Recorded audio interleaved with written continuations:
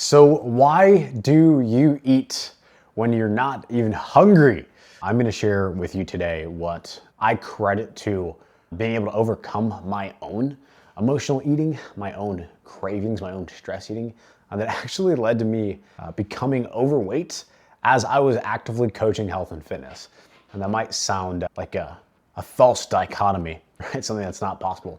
But that is exactly what happened in the first few years of running my business. I started my company and I was dealing with a bunch of other stressors in life that were not being dealt with properly. And let's just say that. Maybe I'll share some context a bit more later. But anyways, one of the ways that I was coping with that negative emotion, with that stress, was through food. And so even after studying kinesiology and knowing all the science I needed to know around nutrition and training, because I hadn't dealt with the emotional eating, I found myself gaining weight and it was not good. I ended up getting to a place where I had a blood test done and the blood test came back, and looking at the results, and that line was right on the pre-diabetic mark.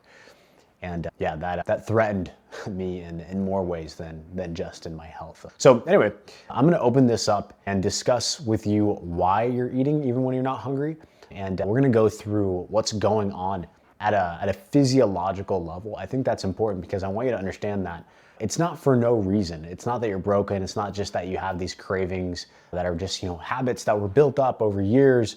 There is actually something going on at a neurological level that is part of your evolutionary biology. And I think that if you can understand what's happening, it's going to allow you to recognize when it happens. It's going to allow you to pause. And it's going to allow you to, make different decisions with your food when you recognize that this process is taking place in your brain. The other thing I'm going to do is I'm going to expose some of the underlying roots that lead people to specifically seeking out food for comfort, seeking out food to cope with that negative emotion, because it's deeper even than just the psychology. There tend to be some deeper layer spiritual wounds that push people specifically to seek out food above other vices to deal with that negative emotion. And then what I'm going to do is I'm going to share with you some practical strategies and really mental models that you can take yourself through as a whole to be able to make sure that overeating is not something you're dealing with as a meta issue, as a larger issue, but then also some mental models that you can take specifically when you encounter those unavoidable stressful moments of life where something triggers you and you are facing negative emotion. You feel yourself starting to spiral, you feel yourself uncontrollably getting stressed, and you mindlessly wander into the fridge, open it up, and you grab whatever's in there, stick your hand down the bag, and you're like, wait, am I stress eating? I'm going to give you some mental models to be able to overcome that. And again, for you to understand where this is coming from, this is not just from my own experience in dealing with emotional eating and how that impacted me. What I'm going to be sharing with you comes from my experience in working with men who have severe cases of emotional eating. In my business, most of my clientele are 40 to 65-year-old men who are business owners or high-level professionals and C-suite execs of some sort. We engage with them one-on-one in a pretty intense capacity where we're giving them nutrition coaching, we're giving them strength training and all those things, but we're really having a more personal level engagement where we're understanding what parts of their past have led to the habits they've developed with emotional eating. What are the current stressors in their life that could be triggers that trigger them into emotional eating? And then we also are seeing the reasons why these men specifically turn to food to cope with the negative emotion they experience, even though, to the general public, they might seem like a, perfectly sound of mind, healthy individual. And then of course, what I'm sharing is going to be the things that I've seen resonate really in the lives of these men and lead to them, no longer turning to food when they're experiencing that negative emotion. So the first thing that's important to understand here is what is actually going on in your brain when you eat food in a moment where you're not actually hungry. When you experience the cravings, the stress eating, the emotional eating at large. See, what's going on is not actually that you are physically hungry. In fact, physical hunger has nothing to do with your emotional eating, because physical hunger is the state of your stomach being actually empty or close to empty. That's when you get that growl, or you get that sharp pain, almost crampy feeling in your stomach. That's what happens when you haven't eaten food in a while. That's a totally natural process for the body to go through. It's a natural signal that, hey, we need to get more fuel in our body to keep functioning. Now, what's going on when you experience physical hunger is that you're secreting a hormone called ghrelin. I remember it by thinking about the sound grr, like your stomach rumbling. Ghrelin is the hunger hormone. When ghrelin is secreted, you feel hungry. That's your body signaling, hey, the stomach is physically empty or close to empty. Now, again, that's a completely separate bodily function from what's going on when you have a craving. Cravings are when you're eating independent of your hunger levels. This is like when you get home and the first thing you do is open the fridge and start rummaging around for whatever you can find. Or when you had a stressful call or something like that at your computer and you get it from your desk, walk out of your office and open up the fridge. These are the moments where you kind of just catch yourself like emotionally eating. And you're like, why am I even eating? I'm not even hungry right now, but I keep shoving the food into my mouth and I can't stop. Now, sometimes these moments can become conscious. For example, I have a client who was dealing with emotional eating in a very intense way. He's a high stress individual. And by that, I don't mean that he's, like a psychopath who doesn't know how to manage his emotions. But this particular client owns a few businesses and is in the political world. That's what I'll say. And when we first connected, he was breaking down this pattern he caught himself in where anytime election season would come around, which would raise his stress levels, he'd find himself emotionally eating. And he would go through these cycles of losing a ton of weight. Then election season would come about, his stress levels would rise, and he would eat like no tomorrow to be able to cope with that stress. And it was completely conscious for him. Again, highly intelligent, high performance individual in essentially every other realm of life. But there would be times where he would go to some kind of political event, experience some level of stress for whatever reason. And one time he even told me that driving back home from one of these events, he told his wife, honey, I need an emotional support burger. And sure enough, they go to whatever is, the nearest juicy, greasy burger stand, and he gets a burger. And, almost sadly, almost shamefully chows down on this burger because he knows consciously that the emotion he's going to experience from eating this burger is going to numb out the negative emotion that he experienced from whatever the event was. And so needless to say, whether this is subconscious for you and you kind of catch yourself eating when you're not hungry, or just kind of see yourself turning into the McDonald's drive-thru and you don't really know why, or if this is completely conscious for you and you fully understand that food is a viable method to cope with your stress, to cope with your negative emotion, the same thing is going on in your brain. See, what's happening when you turn to food to deal with that negative emotion is your brain is seeking out dopamine. Dopamine is often labeled as the pleasure chemical, but that's not 100% correct. See, dopamine is actually the drive chemical.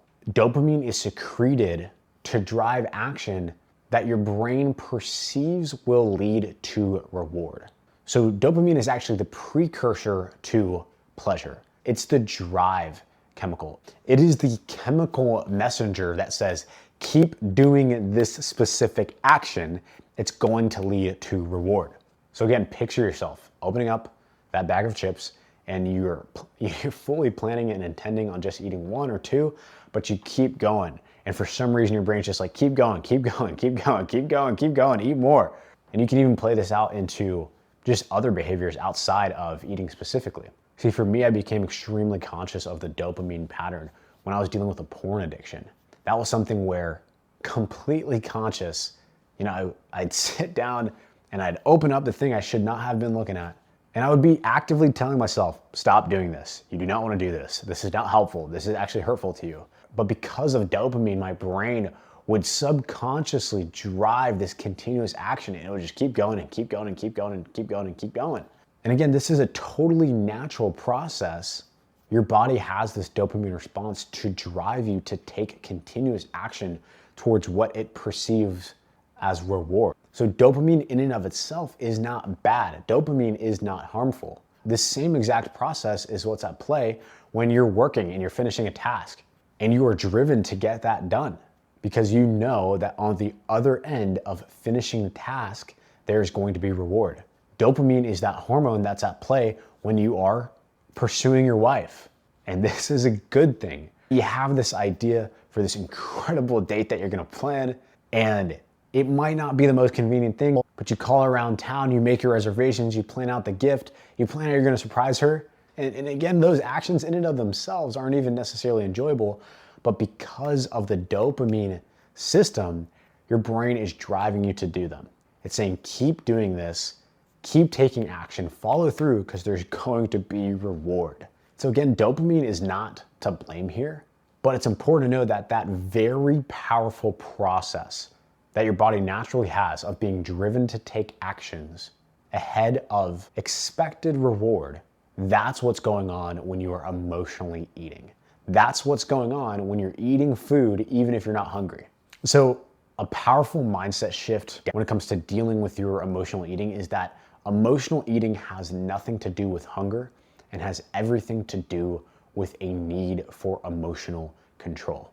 What's happening when you get those cravings is, for a reason that we'll get into in a minute here, your brain is seeking out this reward. It's seeking out this positive emotion. And so it's driving you to take a specific action that it believes will lead to reward. Now, this raises the question, why specifically does your brain seek out these foods for reward?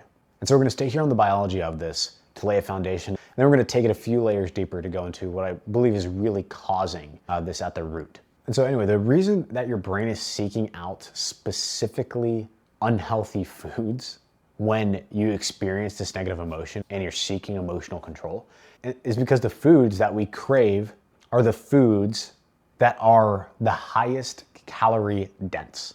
What that means is it's the most amount of calories packed into as small of a package as humanly possible. The reason calorie dense foods are the ones we typically crave and the ones that will secrete a ton of dopamine for in order to eat as much of them as possible is because the actual package in and of itself of the calorie density of that food is what our brain perceives as a reward. See, calories are just a measurement of the energy value of food. And a calorie dense food means there's gonna be a ton of energy, a ton of calories in a very small package, or at the very least on a per volume level, and a per amount of food, there's gonna be a ton of calories. And if we think about this just evolutionarily, if we're hunting and gathering and we come across a very tight, dense package of a ton of energy, that's a great thing because we can eat a lot of it and it's gonna provide us with a lot of energy. The problem is we are not hunting and gathering, and instead we are sitting all day.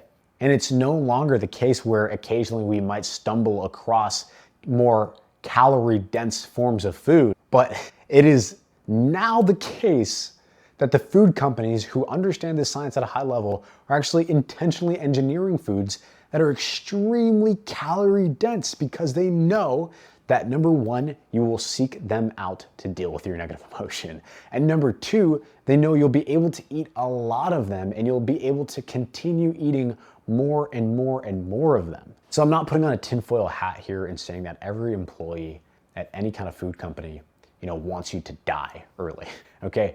My aunt is one of the higher ups at Coca-Cola, and she is just an honest woman who is working a job with the goal of supporting her family, okay? She doesn't want anybody dead early. But whether or not there are sinister intentions behind the food groups doesn't discount the fact that they are incentivized to create the most addictive food humanly possible. And we are kind of left here to be forced to deal with that ourselves. And now, side note on that subject, that might sound like it's damning, and sometimes I talk about this on X, and people get all up in arms. They're like, Gabe, the food system, it's out to get you, it's out to kill you. But I actually view this as a gift, because the very fact that we live in an environment now where food is engineered to be more addictive, and therefore it is more difficult to stay healthy, that is a gift, because that gives us the opportunity, and in fact, in some cases, it actually forces us to really deal with what's going on the inside that leads us to seeking out those foods in the first place.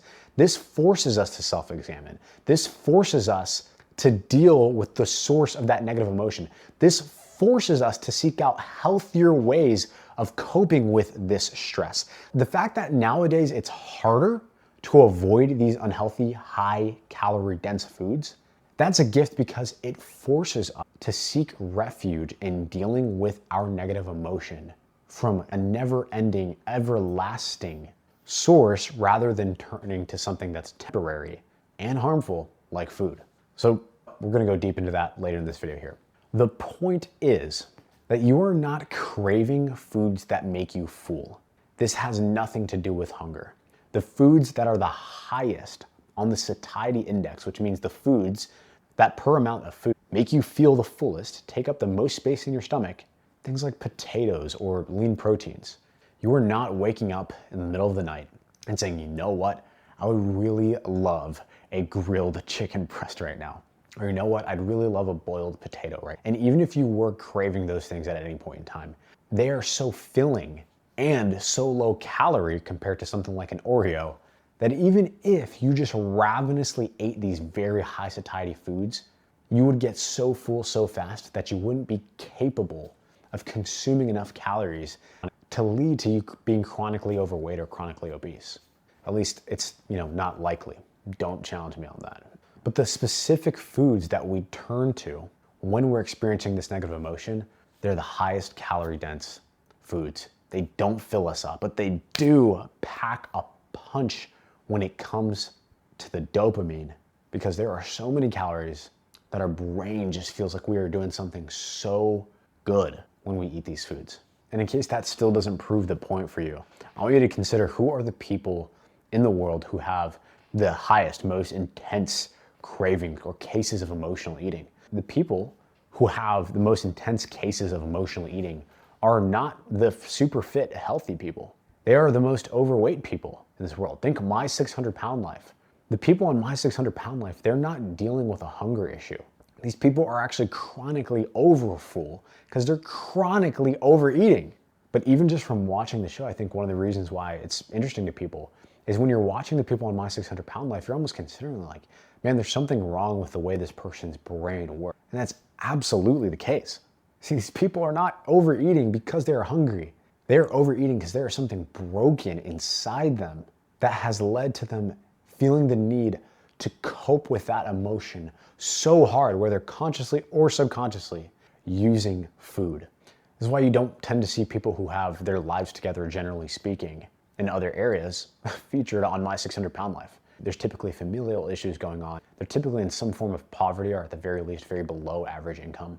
So the brokenness of the people in My 600 Pound Life tends to bleed over into other areas. Now, to be clear, it might not be this extreme for you, but it is the same pattern going on if you are eating when you're not hungry. See, I'm not exactly sure the personal details of the people on My 600 Pound Life and what are the root causes of what has led them to cope with those emotions in that way. And for you, this might vary. There might be a couple things that stress you out, that trigger you to the point where you're emotionally eating.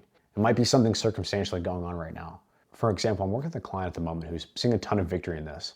But before working together, his wife actually filled me in on some context to why she thinks that he emotionally eats. And one of the reasons she brought up was the fact that her husband, my client, who again has his life together in more ways than most people do, from a business standpoint, from a professionalism standpoint, and from a faith standpoint too. But my client is currently in a circumstance where he's actually dealing with some issues concerning his ex-wife and his daughter. And there's a familial dynamic going on that comes up often, and it is intense. And so he's recognized that the interactions that he has with his ex-wife end up being the triggers that lead to him emotionally eating. He's recognized this pattern where he experiences a trigger, something that creates negative emotion, and he copes with that negative emotion via food. Another example of one of the clients who I'm working with right now, I won't say his name, but he is the owner of a financial planning practice. And he's former military and just has this mindset ingrained of him of, always getting things done, always finishing the job, which I think obviously can be of service in so many different areas. But one of the problems he's facing is he tends to bring work home, and he always has this feeling like if he doesn't finish absolutely everything, everything's gonna crumble. He's gonna have unsatisfied clients, it's gonna affect his business, and it's just overall not gonna be good. So he constantly brings work home. The problem is that when he finds himself in that cycle where he constantly feels the need to get as much done humanly possible with work, so much so that it becomes unhealthy. The problem with this is that he can never do enough. As a business owner, there's a never-ending list of tasks that need to get done.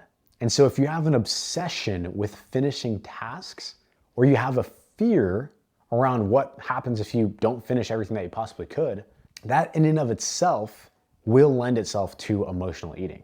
Because when you're not getting that reward feedback loop from the tasks that you finish, your brain is going to seek out that reward feedback loop through food. And so what's interesting is this opens up so much more than just understanding, what are some alternatives that I can use for Oreos if I am experiencing cravings. This opens up so much more than just what is the circumstantial trigger of my stress right now. This opens up having to deal with the root causes that lead you into these negative thinking patterns that inevitably end up as overeating.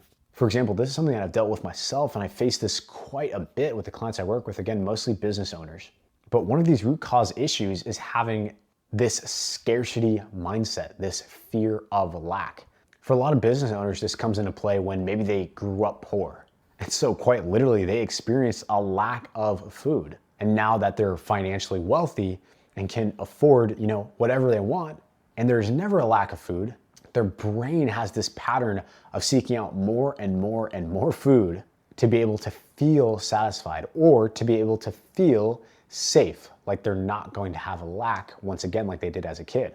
And so we can give them ideas of what to eat when they're experiencing cravings, and we can help them identify triggers that might lead them into those emotional states so that they have awareness and can kind of pause before they decide to open up a bag of chips. But ultimately, they need to deal with their fear of lack.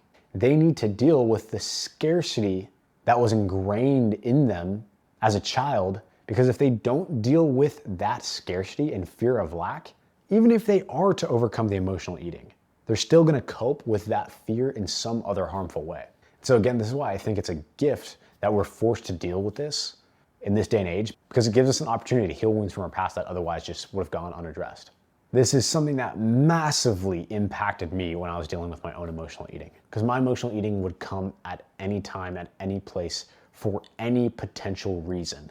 The triggers could have been business stress. The triggers could have been literally feeling, too tired or something like that. The triggers could have been fear that I wasn't going to be able to adhere to my diet long term. Again, not hunger, but fear associated with my nutrition. The negative emotion could have been something familial that was going on. One of the negative emotions was definitely shame around the fact that I was gaining weight. So I was gaining weight because of emotional eating, and then I was ashamed that I was gaining weight, which caused more emotional eating. But ultimately for me, I had to ask myself the question of what am I doing to deal with my negative emotion?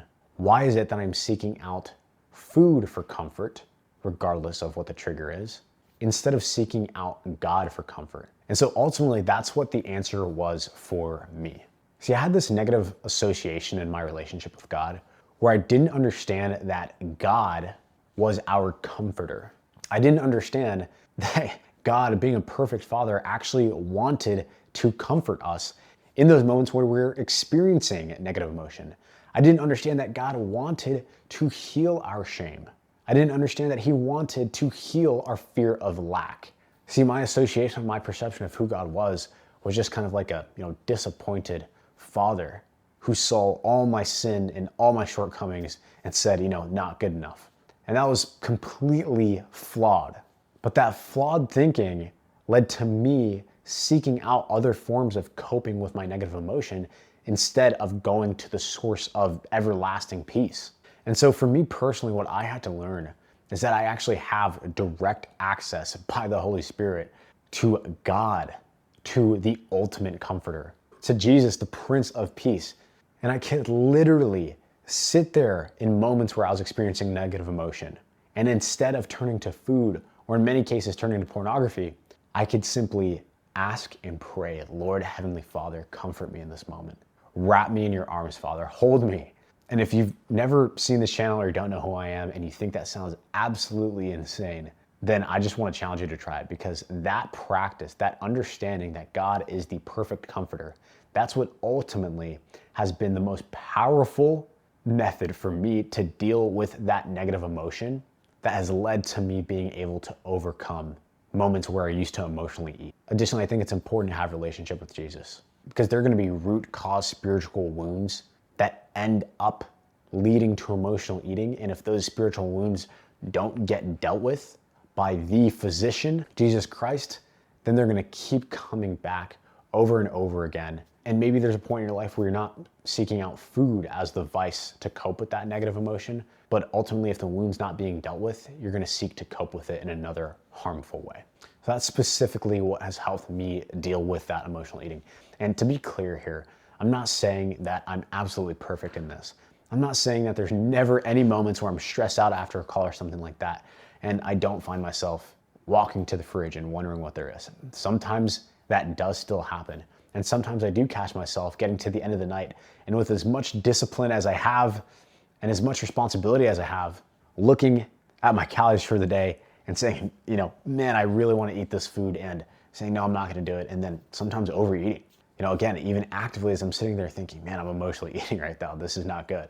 So by no means am I absolutely perfect in this, but 100% understanding that God is my comforter and bringing him in to the wounds from my past that have led to emotional eating, that has given me so much victory over this.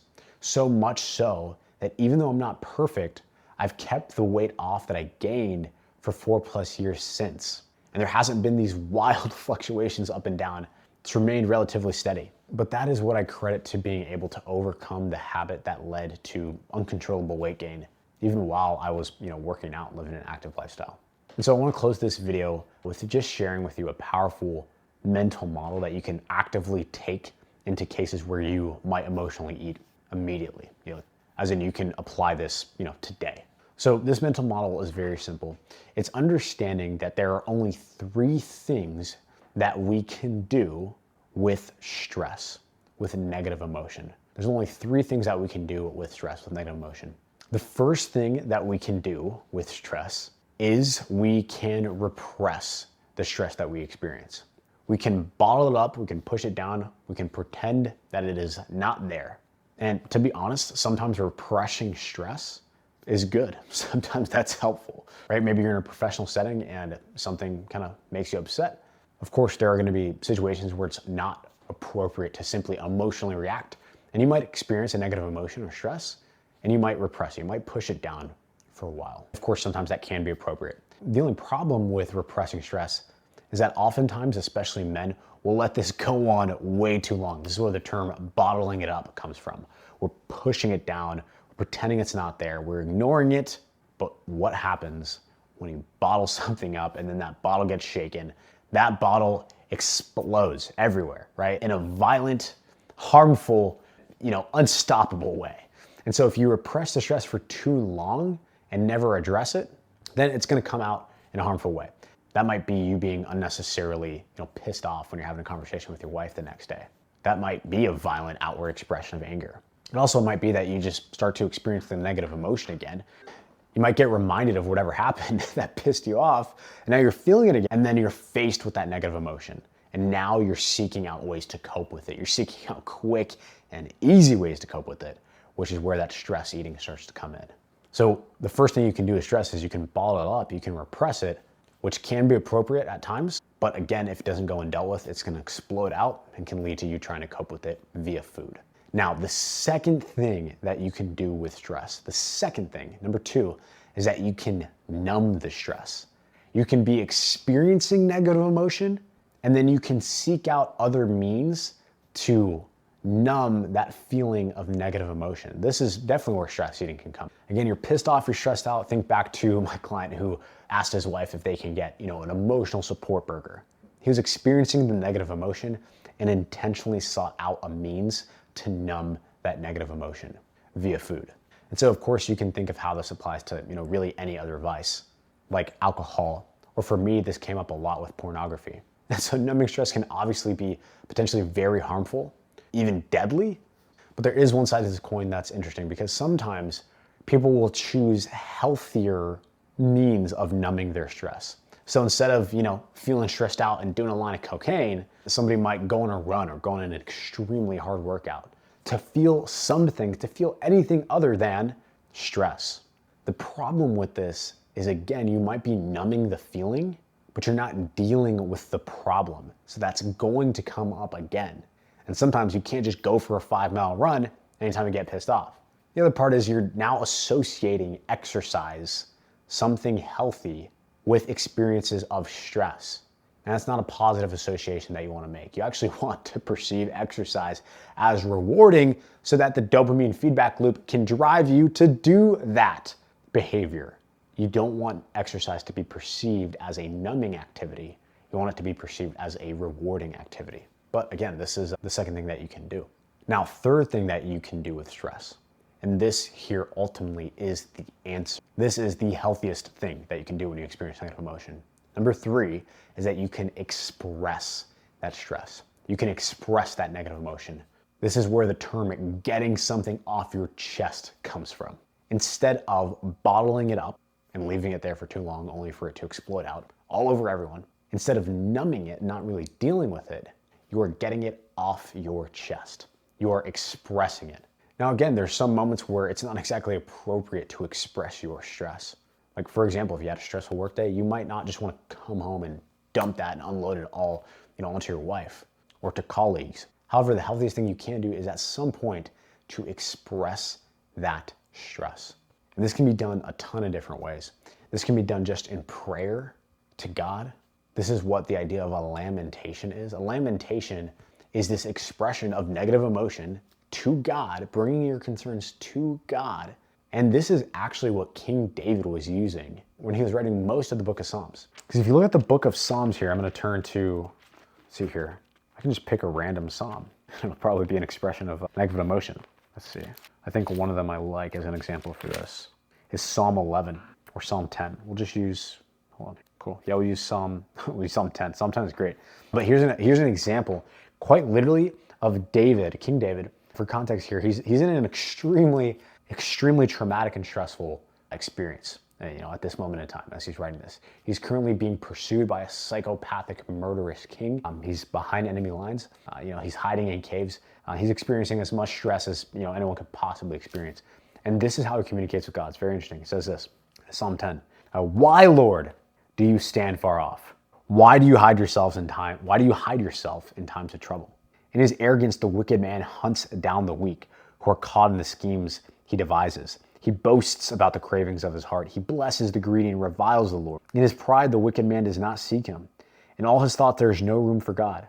His ways are always prosperous. Your laws are rejected by him.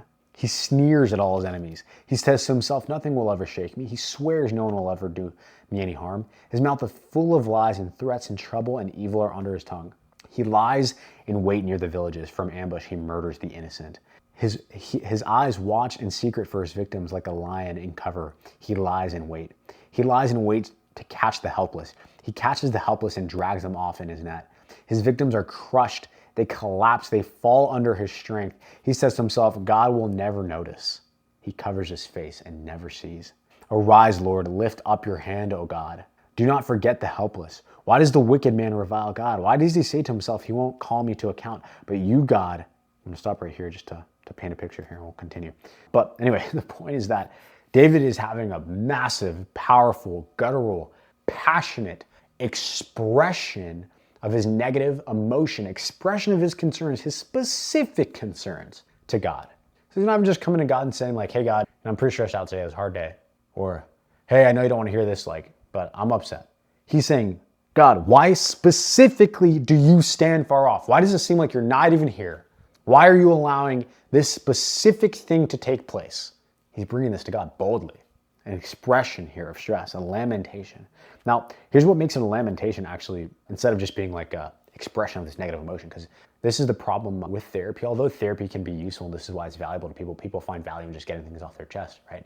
But the problem with therapy is that it's not complete lamentation. It doesn't always end in what a lamentation needs to end in, which is what I'm going to explain here. But we don't just want to bring, the negativity to God. Bring that boldly, specifically like David. But you always want to do what David does. In every single psalm, you can see this pattern. In the darkest of the darkest expressions of his emotion, he always, without fail, he ends with gratitude to God in the midst of him experiencing this negative emotion. So as he's experiencing it, it's not like God just magically solves it and then he expresses gratitude. No, he expresses gratitude first, okay? And so this is why I think he was able to keep going and have that endurance and continue to pursue God. So anyway, let's see here. He says, after all that, he says, but you, God, see the trouble of the afflicted. You consider their grief and you take it in hand. The victims commit themselves to you. You are the helper of the fatherless. Break the arm of the wicked man. Call the evildoer to account for his wickedness. That would not otherwise be found out. The Lord is king forever and ever. The nations will perish from his land. You, Lord, hear the desire of the afflicted. You encourage them and you listen to their cry, defending the fatherless and the oppressed, so that mere earthly mortals will never again strike terror. So David finishes up this expression of specific, bold, negative emotion with gratitude to God. He's saying, God, this freaking sucks and I'm pissed, and here's why. But you are still good. But you are still good. And that right there is the answer. That's how we need to express our negative emotion. We need to not just, complain. We don't need to bottle it up. We don't need to numb it. We need to lament. We need to come to God with it, lay it at his feet, and bring it to him boldly. Bring it to him. Here are my concerns. Here's why I'm pissed off. Here's why I'm scared, frustrated. Here's why I feel ashamed or inadequate or insecure or disappointed. Here's why. And you can even ask, why do you let this happen?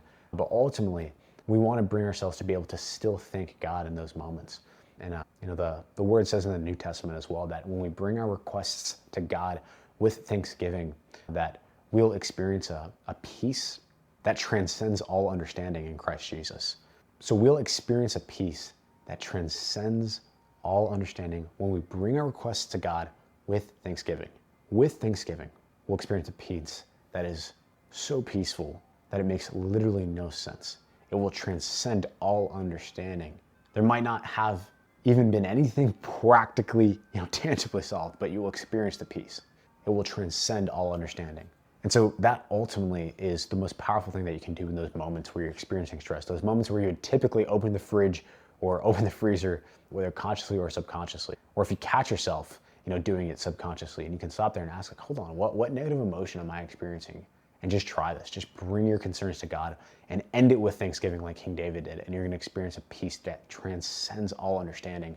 You're going to experience something that puts your brain in a position where it's no longer seeking out this dopamine, this reward via food. And you're going to be able to have control in those moments and overcome, that stress eating. Of course, then I think, and then of course, I want to remind you just to build that relationship with Jesus, because ultimately he is going to be the healer of the wounds that lead to those triggers, that lead to the negative emotion, that lead to stress eating. And then, those need to be dealt with through Christ as well. So that is that. Practice those expressions of your negative emotion, ultimately those lamentations of your negative emotion where you bring your concerns to God with thanksgiving and develop that relationship with Jesus. Bring him in to your past wounds.